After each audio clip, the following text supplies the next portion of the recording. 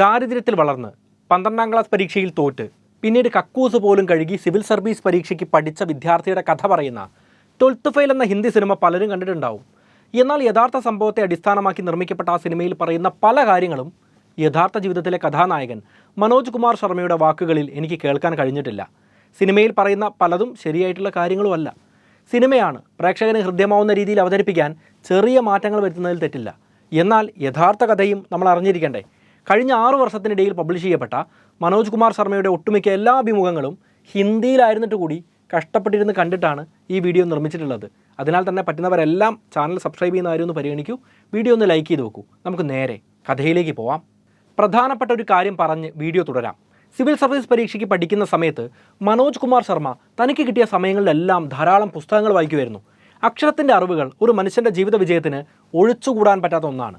World class പുസ്തകങ്ങളായ wings of fire, alchemist, novel വിഭാഗത്തിൽപ്പെടുന്ന MTയുടെ മഞ്ഞ്, ഇരുട്ടിൻ്റെ ആത്മാവ്, സാമ്പത്തിക വിഭാഗത്തിൽപ്പെടുന്ന ദി സൈക്കോളജി ഓഫ് മണി തുടങ്ങിയ പുസ്തകങ്ങളെല്ലാം ഞാനിപ്പോൾ കേട്ടുകൊണ്ടിരിക്കുന്നത് നടക്കാൻ പോകുമ്പോഴും ഉറക്കമില്ലാത്ത സമയത്ത് വണ്ടി ഓടിക്കുമ്പോഴും കിടക്കുന്ന സമയത്തുമൊക്കെയാണ്.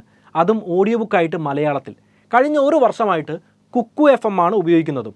അതിൻ്റെ വെളിച്ചത്തിൽ ഞാനൊന്ന് ഉറപ്പിച്ച് പറയാം, 100% മുതലാണ്. 10ലധികം വിഭാഗങ്ങളിൽ 4000-ലധികം മണിക്കൂറുകൾ കേൾക്കാനുള്ള പുസ്തകങ്ങൾ ഇപ്പോൾ തന്നെ കുക്കു FM ലഭ്യമാണ്. ഇതിപ്പോൾ പറയാനുള്ള കാരണം നല്ലൊരു ഡിസ്കൗണ്ട് ഓഫർ വന്നിട്ടുണ്ട്. കമൻറ്റിൽ കൊടുത്തിട്ടുള്ള ലിങ്ക് വഴി ANTOPS 50 എന്ന കോഡ് അപ്ലൈ ചെയ്യുകയാണെങ്കിൽ 50% ഓഫറിൽ 1 വർഷത്തേക്കുള്ള സബ്സ്ക്രിപ്ഷൻ ലഭിക്കുന്നതാണ്. നല്ല ഓഫറാണെന്ന് ഉറപ്പിച്ച് പറയാം. ഇപ്പം തന്നെ ഒന്ന് ചെക്ക് ചെയ്തോളൂ. 1977 മധ്യപ്രദേശിലെ ബിലഗാവോൻ ഗ്രാമത്തിലാണ് മനോജ് കുമാർ ശർമ്മ ജനിക്കുന്നത്. അച്ഛൻ രാംവീർ ശർമ്മ അഗ്രികൾച്ചറൽ ഡിപ്പാർട്ട്മെൻറ്റിലെ ഉദ്യോഗസ്ഥനായിരുന്നു. അപ്പോൾ സർക്കാർ ജോലിക്കാരനായ അച്ഛനുണ്ട്. അമ്മയുടെ കാര്യം നോക്കുകയാണെങ്കിൽ വീട്ടുകാര്യങ്ങൾ നോക്കിയിരുന്ന ആളായിരുന്നു. അപ്പോൾ കുടുംബത്തിന് വലിയ പ്രശ്നങ്ങളൊന്നും ഇല്ല എന്ന് നമുക്ക് തോന്നും. പക്ഷേ ആ കുടുംബത്തിൻ്റെ കാര്യം നോക്കുകയാണെങ്കിൽ വലിയ വീടൊന്നുമല്ല, ചെറിയ വീടാണ്. ആ വീട്ടിൽ ഒരുപാട് അംഗങ്ങളും ഉണ്ടായിരുന്നു. മനോജ് കുമാർ ശർമ്മയ്ക്ക് ഒരു സഹോദരനും സഹോദരിയും മുത്തശ്ശിയും ഉണ്ടായിരുന്നു. കൂടെ അമ്മയുടെ കാര്യങ്ങളും നോക്കണം. ഈ കാര്യങ്ങളെല്ലാം നടന്നിരുന്നത് അച്ഛൻ്റെ തുച്ഛമായ ശമ്പളത്തിലായിരുന്നു. അതുകൊണ്ട് തന്നെ ദാരിദ്ര്യപൂർണ്ണമായ ഒരു ചുറ്റുപാടിലായിരുന്നു അദ്ദേഹം വളർന്നത്. ഇത്തരത്തിൽ ദാരിദ്ര്യത്തിൽ വളരുന്ന പല ആളുകളും നല്ല രീതിയിൽ പഠിക്കാൻ ശ്രമിക്കാറുണ്ട്, നല്ല ജോലിയിൽ എത്തിപ്പെടാൻ ശ്രമിക്കാറുണ്ട്. എന്നാൽ മനോജ് കുമാർ ശർമ്മ പഠിക്കാൻ അത്രത്തോളം മിടുക്കനല്ലായിരുന്നു. അല്ലെങ്കിൽ തൻ്റെ ബുദ്ധിവൈഭവം പഠനത്തിൽ കാണിക്കാൻ അദ്ദേഹം ഒരിക്കൽ പോലും തയ്യാറായിരുന്നില്ല. അതിൻ്റെ പ്രധാനപ്പെട്ട ഒരു കാരണം ആ ഗ്രാമത്തിലെ കുട്ടികളൊന്നും സ്കൂളിൽ പോയിരുന്നത് പഠിച്ച് വലിയ മാർക്ക് വാങ്ങി വലിയ സ്ഥാപനങ്ങളിൽ ജോലിക്ക് കയറുക, അല്ലെങ്കിൽ വലിയ ഉദ്യോഗസ്ഥനാവുക തുടങ്ങിയ ലക്ഷ്യങ്ങളൊന്നും മുന്നിൽ കണ്ടിട്ടായിരുന്നില്ല. എങ്ങനെയെങ്കിലുമൊക്കെ തട്ടിമുട്ടി പാസ്സാവണം, അതിനുശേഷം ടൈപ്പിംഗ് പോലുള്ള ചെറിയ കോഴ്സുകളെല്ലാം പഠിച്ച് വലിയ കമ്പനിയുടെ ഏതെങ്കിലും ഒരു ചെറിയ വിഭാഗത്തിൽ ചെറിയൊരു ജോലി കിട്ടി ആ ജോലി ചെയ്ത് ജീവിക്കണം എന്ന ലക്ഷ്യത്തോടെയായിരുന്നു. വലിയ സ്വപ്നങ്ങൾ പോലും ആ ഗ്രാമത്തിലെ കുട്ടികൾ കണ്ടിരുന്നില്ല.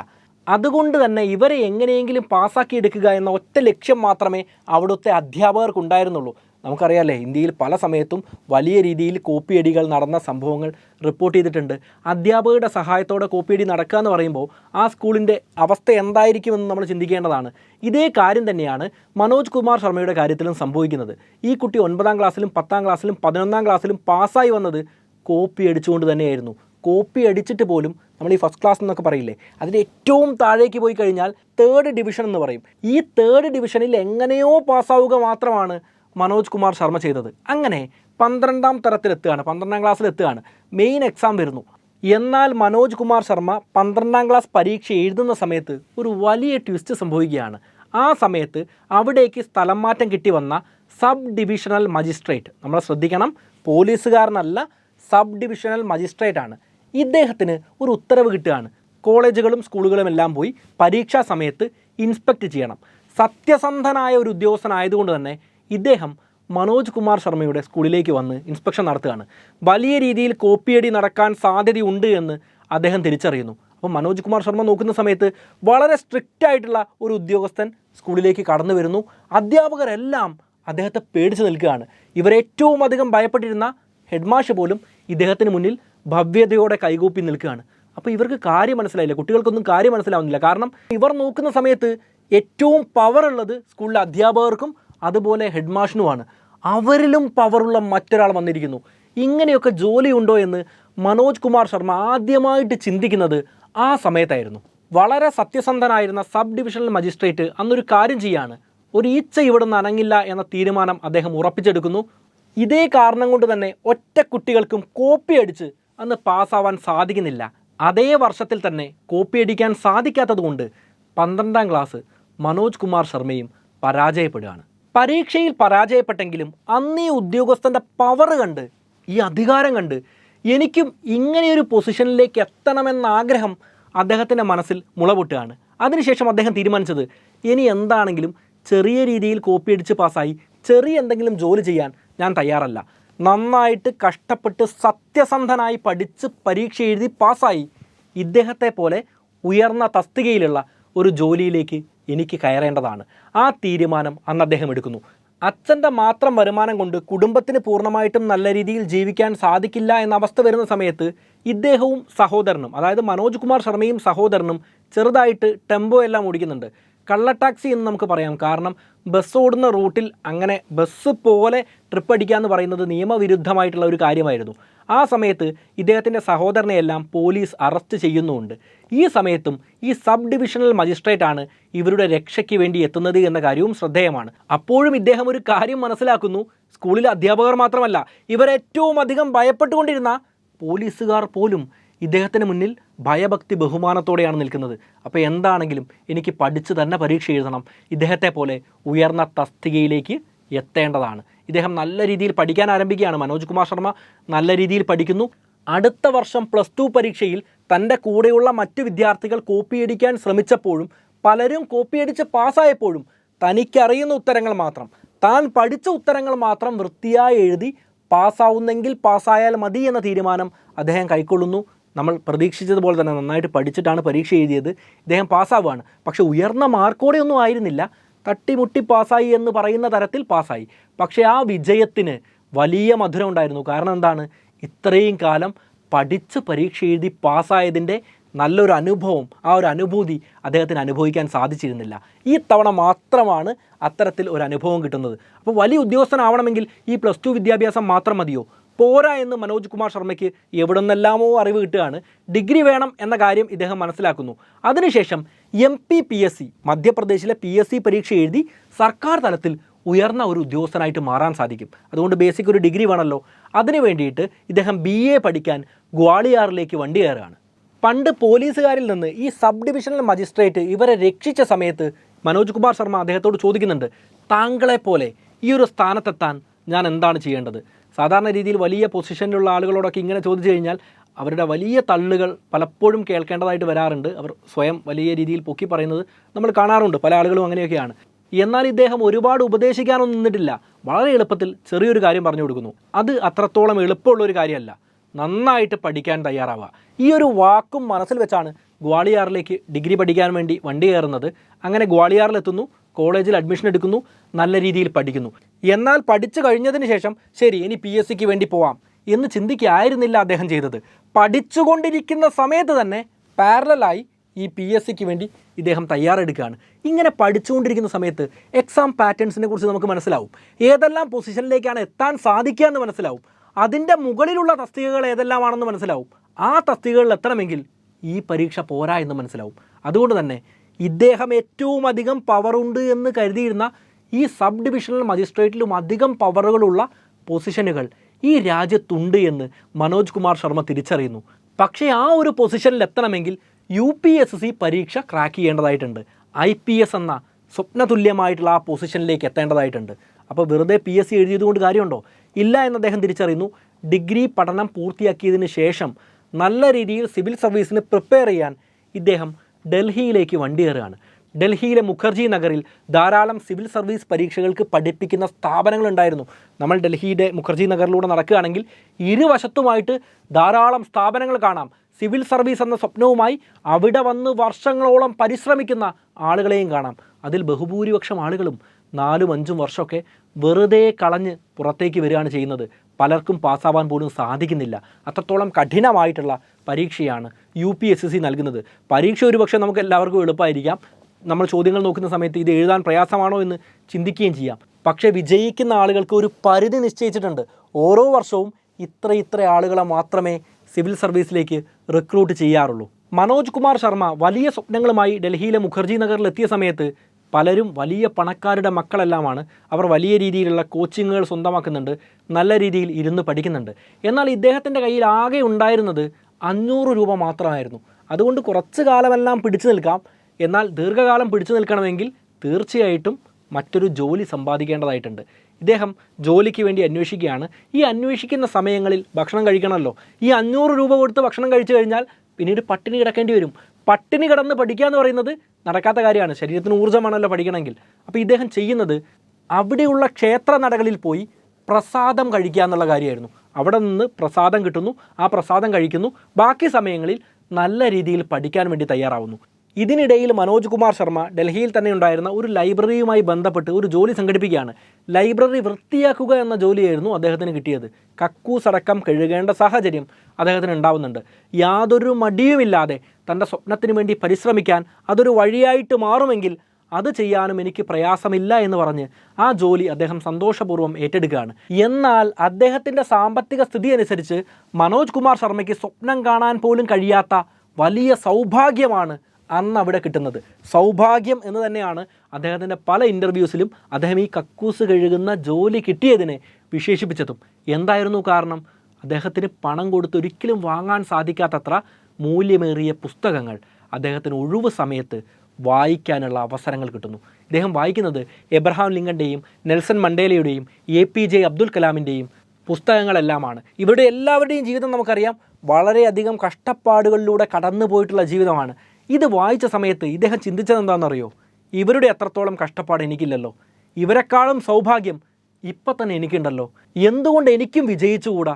നമ്മൾ ചിന്തിക്കും, ഒരുപാട് കഷ്ടപ്പാടിൽ ജീവിക്കുന്ന സമയത്ത് ഇല്ലാത്തതിനെ ഓർത്ത് പരിതപിക്കുന്ന ആളുകൾ. എന്നാൽ തന്നെക്കാളും താഴ്ന്ന നിലയിൽ നിന്ന് കഷ്ടപ്പെട്ട് മുകളിലേക്ക് ഉയർന്നു വന്ന ആളുകളുടെ ജീവിതം പഠിച്ച് ഇപ്പോഴുള്ളത് ചെറുതാണെങ്കിൽ പോലും അതിനോട് നന്ദി പ്രകടിപ്പിക്കുന്ന ആളുകൾ വളരെ കുറവാണ്. അതിൽപ്പെട്ട ഒരാളായിരുന്നു മനോജ് കുമാർ ശർമ്മ. അദ്ദേഹം ഒഴിവ് സമയങ്ങളിൽ നല്ല രീതിയിൽ ആ ലൈബ്രറിയിലെ പുസ്തകങ്ങൾ ഓരോന്നായിട്ട് വായിക്കാൻ വേണ്ടി തുടങ്ങുന്നു. ജോലിക്ക് വലിയ ശമ്പളമൊന്നുമില്ല. കൂടി വന്നാൽ ഒരു 300 രൂപയോ 400 രൂപയോ കിട്ടും. എന്നാൽ അതിൻ്റെ ഒരു പങ്ക് വീട്ടിലേക്ക് അയച്ചു കൊടുക്കാൻ അദ്ദേഹം തയ്യാറാവുന്നുണ്ട്. ഇതേ സമയത്ത് ഭക്ഷണം കഴിക്കണം, പഠിക്കുകയും ചെയ്യണം. പക്ഷെ പഠിക്കാൻ കൊടുക്കാൻ ഇദ്ദേഹത്തിൻ്റെ കയ്യിൽ പണമില്ല. പക്ഷേ ആ സമയത്ത് അവിടെ വലിയ രീതിയിൽ UPSSC കോച്ചിങ് നടത്തിക്കൊണ്ടിരുന്ന ഡോക്ടർ വികാസ് ദിവ്യകീർത്തിയെ ഇദ്ദേഹം പോയി കാണുകയാണ്. ശേഷം തൻ്റെ അവസ്ഥ പറഞ്ഞ് അവരെ ബോധ്യപ്പെടുത്തുകയാണ്. അതിനുശേഷം അവരുടെ ഇൻസ്റ്റിറ്റ്യൂട്ടിൽ സൗജന്യമായിട്ട് പഠിക്കാനുള്ള അവസരവും നേടുന്നു. മുട്ടിയാലല്ലേ വാതിലുകൾ തുറക്കുള്ളൂ. വെറുതെ ഇരുന്ന് കോംപ്ലക്സ് പഠിച്ച് വെറുതെ മാറിയിരുന്നു കഴിഞ്ഞാൽ വല്ല കാര്യവും നടക്കുമോ? ഇല്ല. നമ്മൾ ചോദിക്കേണ്ട സ്ഥലത്ത് ചോദിക്കുക തന്നെ വേണം. ഇദ്ദേഹം അങ്ങനെ പഠിക്കാനുള്ള അവസരം നേടിയെടുക്കുന്നു. നല്ല രീതിയിൽ UPSSC കോച്ചിങ് നടത്തുന്നു. അതേസമയം തന്നെ പാരലലായി ലൈബ്രറിയിൽ ജോലി ചെയ്യുകയാണ്. നല്ല രീതിയിൽ ജോലി ചെയ്തതുകൊണ്ട് തന്നെ ആ ലൈബ്രറിയുടെ പ്യൂണായിട്ട് ഇദ്ദേഹത്തിന് സ്ഥാനക്കയറ്റവും ലഭിക്കുന്നുണ്ട്. ലൈബ്രറിയിൽ നല്ല വായനാശീലമുള്ള നല്ല പണമുള്ള ആളുകൾ ധാരാളം വന്നു പോകുന്ന ഒരു സമയമായിരുന്നു. അതുകൊണ്ട് തന്നെ അവരുമായി ബന്ധപ്പെട്ട് മറ്റെന്തെങ്കിലും ജോലി കിട്ടുമോ എന്നും ഇദ്ദേഹം ചിന്തിക്കുകയാണ്. അവരിൽ പലർക്കും ഡോഗ്സ് ഉണ്ടായിരുന്നു പെറ്റായിട്ട്. ഈ ഡോഗ്സിനെ കുളിപ്പിക്കാനും നടത്താൻ കൊണ്ടുപോകാനും ഒക്കെ ആളുകളുടെ ആവശ്യമുണ്ടായിരുന്നു. ഈ ജോലി ഏറ്റെടുക്കുമോ എന്ന് പലരും മനോജ് കുമാർ ശർമ്മയോട് ചോദിക്കുന്നു. അദ്ദേഹം സന്തോഷപൂർവ്വം സമ്മതിക്കുകയാണ്. കാരണം ചെറുതെങ്കിൽ ചെറുതായ രീതിയിൽ പണം സമ്പാദിക്കാനുള്ള മറ്റൊരവസരമാണ്. ബാക്കി സമയത്ത് തനിക്ക് പഠിക്കുകയും ചെയ്യാം. ഈ രീതിയിൽ അദ്ദേഹം ജോലി ചെയ്ത് നല്ല രീതിയിൽ പഠിക്കുന്നു. UPSSC കോച്ചിങ് സെൻറ്ററിൽ പഠിച്ചുകൊണ്ടിരിക്കുന്ന സമയത്താണ് ശ്രദ്ധ ജോഷി എന്നൊരു പെൺകുട്ടിയെ ഇദ്ദേഹം കാണാനിടയാവുന്നത്. പ്രണയിക്കാൻ പറ്റിയൊരു സമയമൊന്നും അല്ലായിരുന്നു. ഒരുപാട് കഷ്ടപ്പാടിലൂടെ കടന്നു പോകുന്ന സമയമായിരുന്നു. പഠിച്ച് വിജയിക്കണം എന്ന ആഗ്രഹവും വലിയ രീതിയിൽ ഉണ്ടായിരുന്നു. ഇതിൽ പ്രണയത്തിന് വേണ്ടി മാറ്റിവെക്കാൻ അല്പം പോലും സമയം ഉണ്ടായിരുന്നില്ല. എങ്കിൽ പോലും ഇദ്ദേഹം ആ പെൺകുട്ടിയുമായി പ്രണയത്തിലാവുകയാണ്. ഇഷ്ടം തുറന്നു പറയുകയാണ്. പിന്നീട് ആ പെൺകുട്ടിയുടെ വലിയ രീതിയിലുള്ള സപ്പോർട്ട് ഇദ്ദേഹത്തിന് ഉണ്ടാവുന്നുണ്ട്. ആ പെൺകുട്ടിയെ ഇമ്പ്രസ് ചെയ്യാൻ ഇദ്ദേഹം കഷ്ടപ്പെട്ട് പഠിക്കുകയാണ്. എന്തെങ്കിലും ഒരു മോട്ടിവേഷൻ വേണ്ടേ പഠിക്കാൻ? ഈ പെൺകുട്ടിയെ ഇമ്പ്രസ് ചെയ്യാൻ വേണ്ടിയിട്ട് വലിയ രീതിയിൽ ഇദ്ദേഹം അധ്വാനിച്ച് കഷ്ടപ്പെട്ട് പഠിക്കുന്നു. പലർക്കും അറിയുന്നത് പോലെ UPSSC പരീക്ഷ 3 ഘട്ടങ്ങളായിട്ടാണ് നടക്കുക. ആദ്യം പ്രിലിംസ് എന്ന് പറയുന്ന ഒരു ഘട്ടമാണ്. അത് ഒബ്ജക്റ്റീവായിരിക്കും ചോദ്യങ്ങൾ. ഒരു ചോദ്യം ഉണ്ടാവും, 4 ഓപ്ഷൻസ് ഉണ്ടാവും. അതിലൊന്ന് മാർക്ക് ചെയ്ത് കഴിഞ്ഞാൽ നമുക്കൊരു മാർക്ക് കിട്ടുന്നു. തെറ്റിച്ച് കഴിഞ്ഞാൽ നെഗറ്റീവ് മാർക്ക് ഉണ്ടാവും.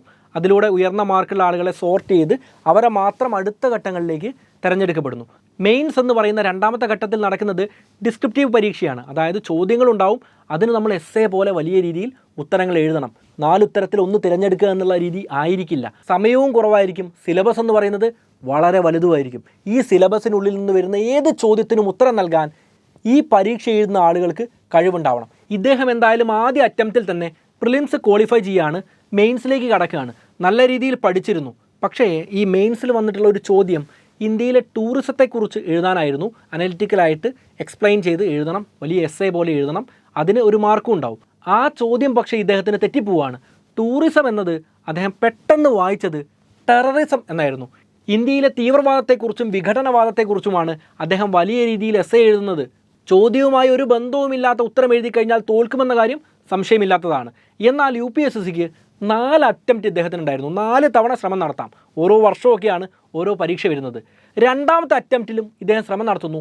പക്ഷേ പ്രിലിംസിൽ തന്നെ ഇദ്ദേഹം പരാജയപ്പെടുകയാണ്. 3ാമത്തെ അറ്റംപ്റ്റിലും ശ്രമം നടത്തുന്നു. പ്രിലിംസിൽ വീണ്ടും പരാജയപ്പെടുന്നു. 1ാമത്തെ ഘട്ടം പോലും കടക്കാൻ ഇദ്ദേഹത്തിന് സാധിക്കുന്നില്ല. 4ാമത്തേതും ഏറ്റവും അവസാനത്തേതുമായ അവസരം വന്നു ചേരുകയാണ്. ഇദ്ദേഹം പ്രിലിംസ് പാസ്സാവുന്നു. മെയിൻസ് പരീക്ഷയ്ക്ക് അതികഠിനമായി തന്നെ തയ്യാറെടുപ്പ് നടത്തുന്നു. മെയിൻസ് പരീക്ഷയും എഴുതുന്നു. എന്നാൽ മെയിൻസ് പരീക്ഷയുടെ റിസൾട്ട് നോക്കാൻ പോലും അദ്ദേഹം പോയിരുന്നില്ല.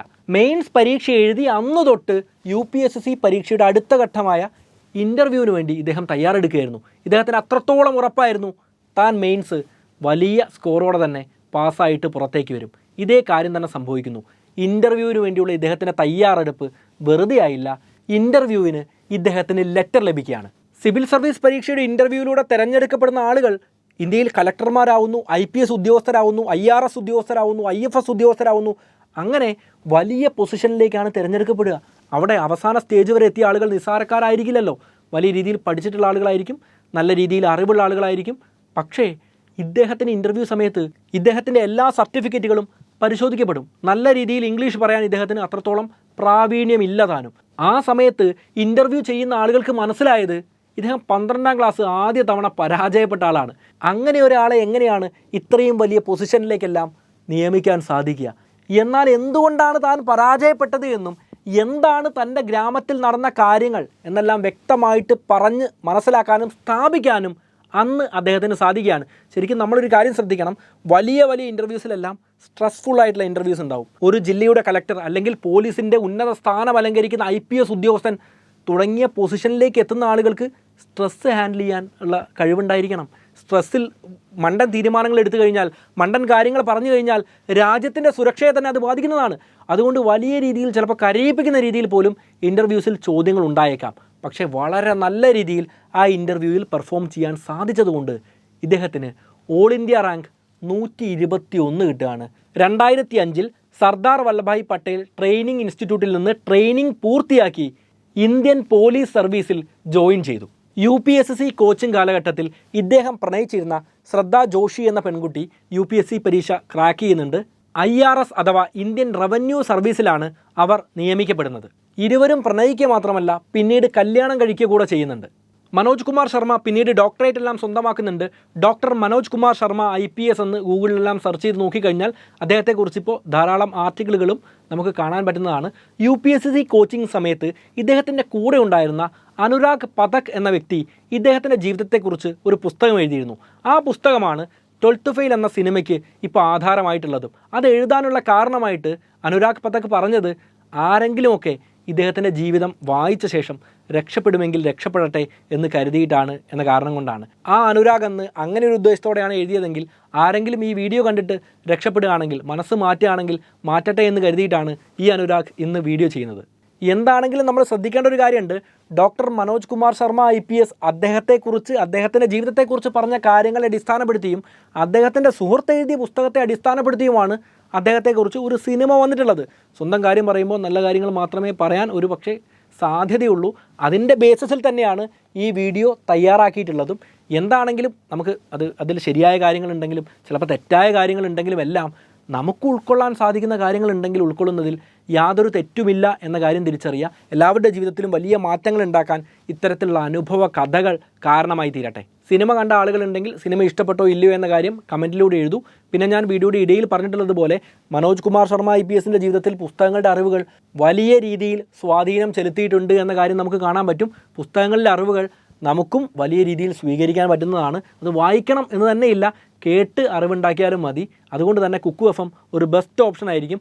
ഓഫറുമായിട്ട് ബന്ധപ്പെട്ട ലിങ്കും കാര്യങ്ങളും എല്ലാം ഞാൻ കമൻറ്റ് ബോക്സിലും ഡിസ്ക്രിപ്ഷൻ ബോക്സിലും കൊടുത്തിട്ടുണ്ട്. ഇപ്പം തന്നെ ഒന്ന് ചെക്ക് ചെയ്ത് നോക്കൂ. നമുക്കെന്തായാലും മറ്റൊരു വിഷയവുമായിട്ട് വീണ്ടും കണ്ടുമുട്ടാം. It's me Anurag, signing off.